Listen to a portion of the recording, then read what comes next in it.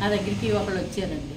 అది ఏంటి అంటే ఎక్కడికో ప్రయాణం చేసి వెళ్తుంటే అది ఆడపిల్లని ఒక రకమైన వరగరగా మాట్లాడి ఫోన్ నెంబర్లు అయ్యి అడగటం చేయటం ఎవరో చేశారు. చెప్తే అమ్మాయి ఏం చేసిందంటే ఇంటికి వచ్చి చెప్పింది. చెప్పినప్పుడు వాళ్ళు వెళ్ళి అడుగుదాం అనుకున్నారు కానీ ఇంకా అడగలేదు. వాళ్ళ ఉంటారు కదండి, వాళ్ళ చిన్నాన ఎవరో వెళ్ళి అవతల వాళ్ళని కేకలేసారంట. ఎందుకు ఇలా చేశారని కేకలేసారు. పిల్ల తరపు వాళ్ళు కేకలేస్తే ఆడేమో నేను ఎరగను అనేసి ఎదురు తిరిగి వాళ్ళ స్నేహితులు ఏం సలహా ఇచ్చారంటే అండి, ఆడికి మన మీద గొడవకొస్తారా, నువ్వు వెళ్ళి పోలీస్ స్టేషన్లో కేసు పెట్టు అని చెప్పి ప్రోత్సహించారండి ఫ్రెండ్ని. పోలీస్ స్టేషన్కి వెళ్ళి పోలీస్ స్టేషన్లో కేసు పెట్టాడు.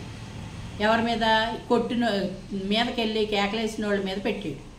పెడితే పోలీస్ స్టేషన్కి వాళ్ళ కూడా వెళ్ళారు.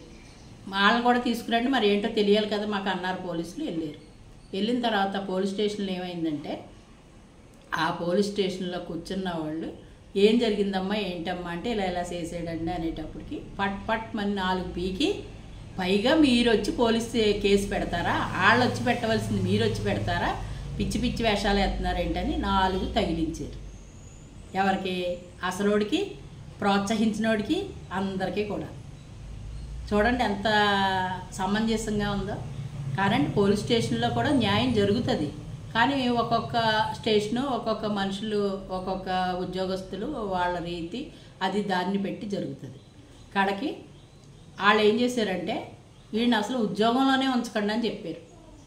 వాళ్ళ ఎండీకి ఫోన్ చేస్తే ఆయన మొత్తం పీకి పాకం పెట్టి బయట పెట్టారు. ఎవరు కళ్ళు ఎవరు పొడుచుకున్నారు చెప్పండి? తప్పు చేసింది వీళ్ళం.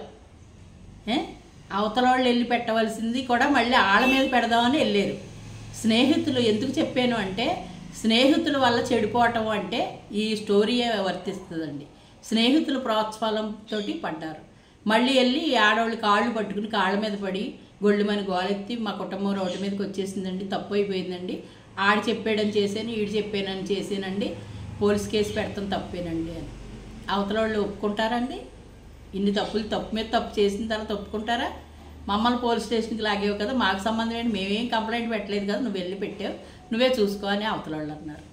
అంటే ప్రోత్సహించడానికి వెనకాల 4 ఫ్రెండ్స్ ఉంటారండి ఎప్పుడు కూడా. తప్పుని ఒరే ఇది తప్పు అని చెప్పేవాళ్ళు ఉండరండి. ఎప్పుడైనా మీరు గమనించండి, తప్పు ఇది, నువ్వు తప్పు చేస్తున్నావు, ఇంకో పిల్ల జోలికి వెళ్ళకో చేయకు, మనకే ఆడపిల్లలు ఉంటారని చెప్పే ఇంగితం ఉన్న వాళ్ళు ఉండరండి కూడా.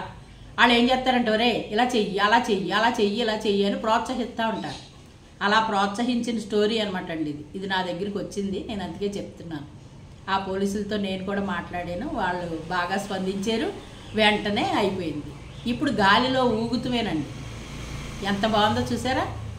ఇదండి పరిస్థితి. ఇలా ఉన్నారనమాట మనుషులు. మనస్తత్వాలు వాళ్ళ పద్ధతులు ఈ రకంగా ఉంటున్నాయి. అంటే ఆడపిల్ల అంటే అంత లోకుగా ఉంటుందా వీళ్ళకి? పెళ్ళయిందో పెళ్ళవలేదో చూసుకోడండి, కళ్ళు మూసుకుపోయినాయా? అవతల వాళ్ళు ఏమన్నా నీ ఎంక చూసారా?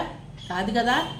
అటువంటి వాళ్ళు అయితే వీళ్ళు చూసినా వాళ్ళకి పర్వాలేదు, వాళ్ళకి సరిపోద్ది. కానీ సంసారపక్షంగా ఉన్న వాళ్ళ జోలికి వెళ్తే మసి అయిపోతారని అనటానికి ఇది నిదర్శనం అనమాట. ఏమంటారు చెప్పండి?